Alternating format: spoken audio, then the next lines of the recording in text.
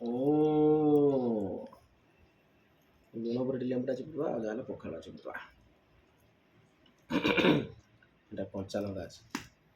ଓ କଞ୍ଚା ଲଙ୍କା ଖାଲି ଫଟେଇ ଦେଇକି ଖାଲି ତା ରସଟା ପକେଇଦେବ ପଖାଳ ଭାତରେ। ଓ ଆଉ ପିଆଜଟା ଏଇଟା ପାମ୍ପଡ଼ା କରିଦେବ।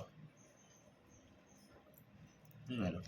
এটা কোন নই ভিতরে ডঙ্গা চালটা না ଡଙ୍ଗା ବସିଲା। ଚାଲନ୍ତୁ କ'ଣ କ'ଣ ଆଇଟମ୍ ହିସାବରେ ଦେଖିନ। ଏଠି କୁନ୍ଦୁରି ଆଳୁ ଭଜାଟେ ହେଇଛି, ଆଳୁ ସୋରିଷ ମସଲା ଦେଇ ରୋଷେଇ ହେଇଛି। ଏଠି କ'ଣ ଛୁଇଁ ଆଳୁ ବାଇଗଣ ଜହ୍ନି ହଁ ସେଟା ଗୋଟେ ସୋରିଷ ବାଟଣ ଦେଇ ହେଇଛି, ଆମ୍ବ ପିଆଜ ଲେମ୍ବୁ ଅଛି। ଏଇଟା ଗୋଟେ ଦେଖ ଫେଭରାଇଟ୍। ବହୁତ ଦିନ ପରେ ଦଳା ହେଇଛି ଆଳୁ ଆମ୍ବୁଲ ଆଳୁ, କଞ୍ଚା ପୋଡ଼ା ଲଙ୍କା ଆଳୁ, ଆମ୍ବୁଲ, କଞ୍ଚା ଲଙ୍କା ପଡ଼ିକି ରସୁଣ ପଡ଼ିକି ଜବରଦସ୍ତ। ଏଇଟା ଥରେ ଯିଏ ଖାଇବ ହଜିବ ପୁରା, ହଜିଯିବ ପୁରା।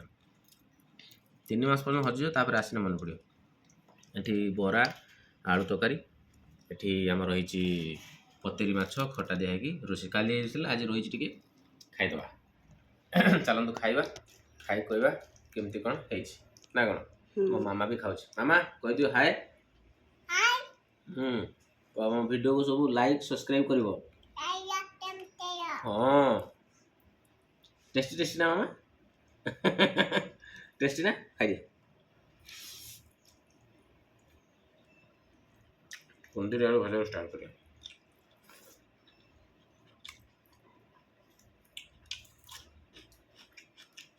ବଢ଼ିଆ।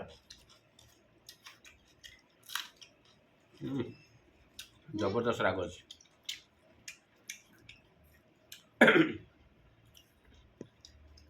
ବଢ଼ିଆ ନା ମାମା? ଟେଷ୍ଟି ନା? ହଁ ଟେଷ୍ଟି। ଆଉ ଟିକେ ବରା ଖାଇଦିଅ। ଟେଷ୍ଟି ହଁ ଟେଷ୍ଟି। ବରା ଟିକେ ଖାଇଦିଅ, କହିଦିଅ ଟେଷ୍ଟି। ଖାଇଦିଅ। ହ୍ୟାଲୋ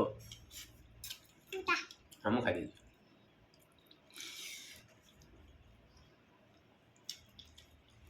ଏଇଟା ବେସର।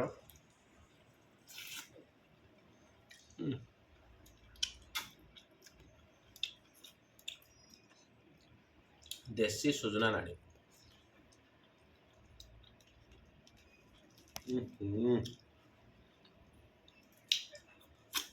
ପୁରା ଜବର।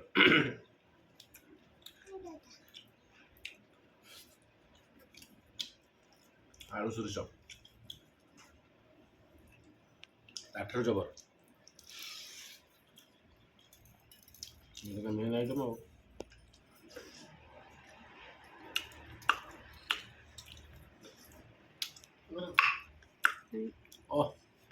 ପାଣି ଦେ ଜବରଦସ୍ତ।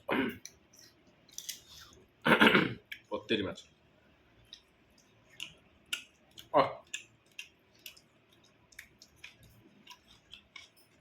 ଯାହା କୁହ ଜବରଦସ୍ତି। ଏଇଟା ବରା ମନ କିଣିଲା, ମନ କିଣିଲା ଆଜି ଆମ୍ବୁଲ ପୋଡ଼ା ଆଳୁ ଦଳା ନା।